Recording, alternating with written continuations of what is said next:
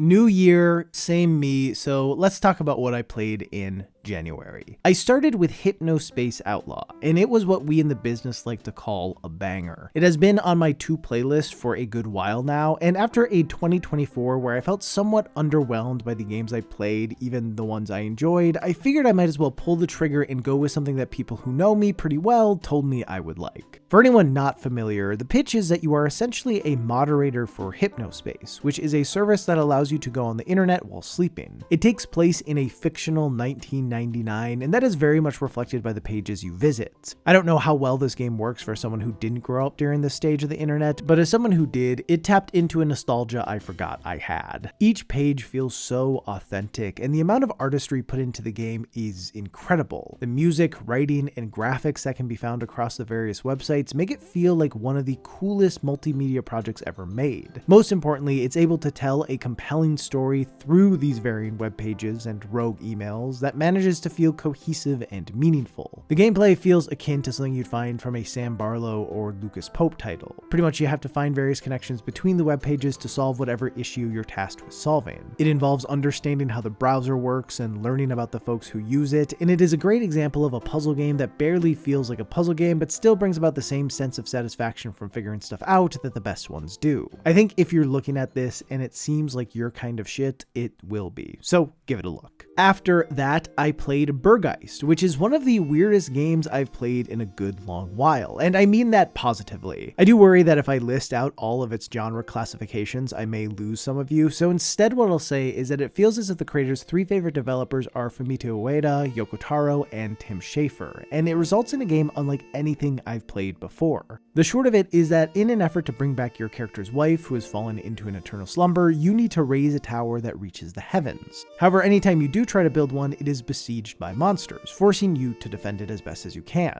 As you play, you collect a handful of different abilities to help you with this, and the majority of them are augmented based on your positioning. Some attacks deal more damage when you're higher up, and others do more the further they travel, so you spend a lot of time thinking about the best place to attack from. Additionally, you also control the eponymous Burggeist, a monster with a slab of stone on its back that you can place various armaments on. So when raising a tower, you'll be focused on where to position it and yourself as you take on hordes of enemies. It isn't just about spamming combos, you have to actually think about how you approach fights. Also, you have to decide when it's best to push your luck and keep building, or when to take a break so that you can save the progress you've gotten on the tower. There are a bunch of different locations where you can raise towers, and each needs to be approached in different ways to be properly defended. Furthermore, some are easier than others, so you'll also spend time scoping and testing out what location feels the most viable to get a tower all the way up. The best way to get experience and new abilities is by partially raising as many towers as possible and doing side quests, each of which introduces you to a new character with a problem to solve, and these interactions bring on even more questions about the world you're exploring. Most of the abilities are pretty cool, and you can string together a handful of them to create some pretty cool movement tech, which comes in handy when trying to defend each tower. It's nice to be able to zoom across an area quickly. I will say, when moving at full speed, things feel fine, but it can be a bit clunky to walk around. Although as you're not really meant to, this isn't a huge deal, but precise movement is not really this game's thing. Ultimately, it is just one of those weird games that you can tell comes from an immense place of passion for a certain era of gaming, and the wildest part is that it is primarily developed by a single person, which given the scale of the game is almost unbelievable. Also, at least at the making of this video, it only has 48 reviews on Steam, and I don't know, that just feels wrong to me. Obviously, a game like this is particular in a way that won't appeal to everyone, but I think that is also what will make it appeal to some folks in a way few games ever can. I honestly might make another indie games you haven't played video on the main channel just so I can give this one more attention. Not only is it fun to play, but its use of mechanics and storytelling conventions are really interesting to break down, so it is also great for those who just appreciate thinking about games. Next, I played Legacy of Kain Soul Reaver. I got a sponsorship on the main channel for Lost and Cult's new books on the Legacy of Kain series, and as I wasn't all that familiar with any of the games, I wanted to actually play one before doing it to be sure it was a good fit for me. And yeah, I really enjoyed it. It It's interesting to play a game released in 1999 that you don't have any personal nostalgia for, as I think it makes it easier to focus on some of the rough edges. But honestly, I was so impressed with the general presentation and core ideas that its clunky movement and combat didn't end up bothering me all that much. Every encounter encourages you to use your environment to take out enemies, merging combat and exploration in a meaningful way. Also, shifting between realms recontextualizes the world even more, so every element of the game pushes you to understand the place you're exploring. Which, by the way, its world is a pretty wild technical achievement. There aren't really any loading screens. Theoretically, you can walk through the whole world uninterrupted, which I get isn't that big of a deal by today's standards, but it was pretty unheard of for games back then. Mix all that with great vocal performances and writing, and I definitely get why this series is still so beloved to this day, despite not having a new entry in over 20 years. I've heard the remaster of Soul Reaver 1 and 2 are pretty good, so hopefully that brings some new life into the franchise and leads to some wholly original titles. I've already grabbed Soul Reaver 2, so I plan to play that eventually as well, and I'm also super interested in checking out Blood Omen, as it seems really weird and cool. Growing up, I was very much a Nintendo kid, so I missed out on most classic PlayStation franchises, and I'm glad to have finally checked this one out, as it does a lot of cool experimental things that I love to see games try. Around the same time, I played a bit of Hyperlight Breaker with Pine and Yako for what I assume eventually will be part of a video on Pine's channel, but for now, it's for a video on this channel. Anyway, it was unfortunately not that great. I'm a huge fan of Hyperlight Drifter, and after finding Solar Ash to be enjoyable enough, but not really the direction I expected from Heart Machine, I hoped that Breaker would lean back more into its roots. But honestly, it takes way more cues from Solar Ash than it does from Drifter. Now, the game is in early access, so working out the rough bits is part of the whole process, although it is in a pretty rough state right now, or at least it was when I played it at launch. I'm sure they have addressed some things and will continue to, meaning depending on when you watch this, my critiques may be out of date, but based on what I played, it felt really unpolished. So much so that I feel bad for the way I talked about Path of Exile 2 in my games I played in December video, as these two titles are on entirely opposite ends of the early access polish spectrum. Breaker runs poorly, doesn't do anything to onboard players, and in most ways just feels kinda bad to play. Like, a lot of enemy attacks aren't telegraphed all that well, and also the lock-on system feels off. I think that's because while it does center your screen on the enemy, it doesn't automatically direct attacks towards them like it does in most games, making it a far less helpful tool. Frankly though, all that stuff can be fixed with some tweaks. However, the game's bigger problem is its core gameplay loop. Pretty much you get set into an open world and are tasked with collecting prisms that allow you to take on the various bosses spread across the map. Through doing that and visiting other locations, you'll get upgrades and weapons, all of which improve your character. The issue is that a lot of the upgrades are just incremental stat boosts. They don't really encourage specific playstyles like items and upgrades do in most roguelikes, so runs end up feeling kind of samey. There is a decent bit of variation in movesets with the weapons, but your playstyle at the start of a run typically feels the same as it does late into a run, causing it to feel like there's no progression.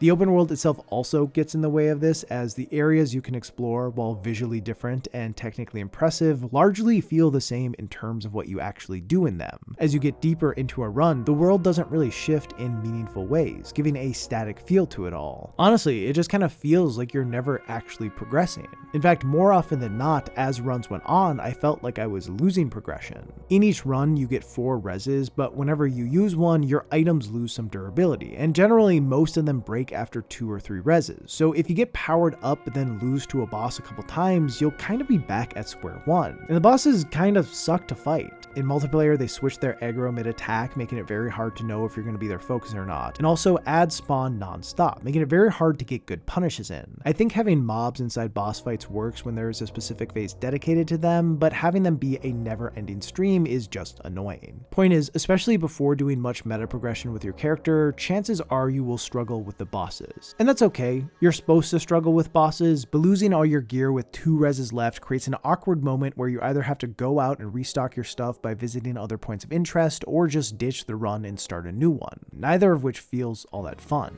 I'm generally a defender of durability in games, but I don't think it works here. There's also a sort of time mechanic where as you hit various ticks along the timer, events happen, most of which are enemies dropping out of the sky to attack you. If that timer fills all the way up, enemies will continuously spawn and attack you until you extract back to the hub, which then resets the timer when you go back in. The thing is, the timer isn't measured by time, it is measured measured by the tasks you do. So the more enemies you kill and points of interest you visit, the closer you get to filling it up. And it being formatted like this kind of makes me wonder why it even exists. Like, in its current form, it mostly serves as a way to force you to extract back to the hub during a run to incentivize you to talk to vendors and spend your resources. But this is most likely something players will want to do anyway so that they can stay up to date with their gear. It ends up feeling more like an inconvenience than a mechanic meant to push you into making interesting decisions. The whole timer aspect needs to be reworked. First off, I think it should be based on actual time and not the things you do, so that it incentivizes efficient play and routing. Also, if they want to have the timer reset when extracting, you should get some sort of bonus for staying in the world longer, creating a risk-reward system where you'll actively try to get as close to the time limit as you can. Alternatively, they could make it so the timer never resets, and it's all about getting things done as quick as possible. I don't know, there are a ton of cool approaches they could do, but currently it just feels arbitrary. It also leads to wildly long runs. The ones we did took nearly 2 hours, and frankly, we could have extended them by a lot had we decided to salvage runs after using 2 or 3 reses instead of essentially scrapping them. Ideally, a run in any roguelike shouldn't take more than an hour, and given the current system, successful runs will go well beyond that. I do have other issues with it, like wondering why it's a co-op game as there aren't really any mechanics that feel co-op centric, or why is it a hyperlight game as it doesn't feel tied to the world of Drifter in any meaningful way other than aesthetics, but I've already gone on long enough, and maybe they will have a sufficient answer for those things once it hits 1.0. I really like Heart Machine. They are a studio I have long rooted for and am still rooting for, but they've got a long way to go. You'd think that after playing Breaker, I would have had my fill of co-op open-world roguelikes with a timer, but I guess I didn't, as I also put a bunch of time into Ravenswatch, and it slaps. Calling it an open-world game is a bit of a stretch, but each run you are placed on a big map and given around 20 minutes to explore as much of it as possible and gather moves and upgrades before having to face the boss of the chapter. Beating the boss takes you to the next chapter where you rinse and repeat, and there are 3 chapters in total. This setup pushes you to find the best ways to navigate each map, and also to decide not only what activities you should engage with, but also when. As your goal is to hit the most amount of points of interest as possible, you want to do everything you can to get through fights efficiently. And what's just as important in accomplishing this as good pathing is finding solid synergies within your character's pool of abilities. I know a lot of people are afraid of timers, but it makes some moment-to-moment gameplay here feel so much more impactful and satisfying. At the moment, there are 9 heroes in total, and I believe 3 more are being added in the near future, and all of them play very, very differently from each other. They're unique takes on classic fairy tale characters, and their core abilities on their own are a ton of fun, and they only get cooler as you gather more upgrades. There is some meta progression in that as you play with characters more, you'll unlock a wider pool of upgrades they can get, but also this is very much a roguelike where you can win the first time you play as a character, so it mostly operates as a way to drip feed more variety as you continue playing. When playing co-op, while you'll obviously be focused on what you're doing, there are various abilities that aid allies in one way or another, creating an actual feeling of teamwork. It's certainly on the lighter end, but it is there, which is great. I've put in about 15 hours and gotten a few clears, but I have heard there is a true final boss that I haven't faced yet, so I imagine I'll keep playing until I get to that. So far though, I really love what this game has going on. It's fun to play both solo and with friends, and I feel like I've barely scratched the surface, so I'm excited to keep jumping back into it. My main critique of it right now, aside from some technical issues like random crashes that really do suck as it means having to start your run over, is that sometimes in multiplayer it can be hard to keep track of everything on screen, causing you to take damage from an enemy one of your allies aggroed. This probably is a skill issue, but there have been times where I dodged away from the thing I was fighting and unknowingly right into something one of my friends was fighting,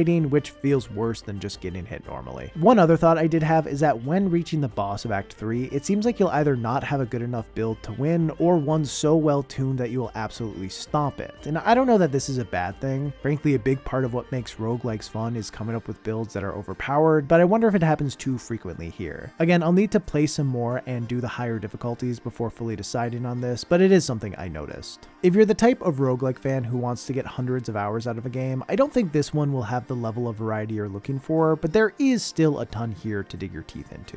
It does so many cool things and pulls them off exceptionally well, and I think if you share a similar taste in games to me, you'll love it. That's all.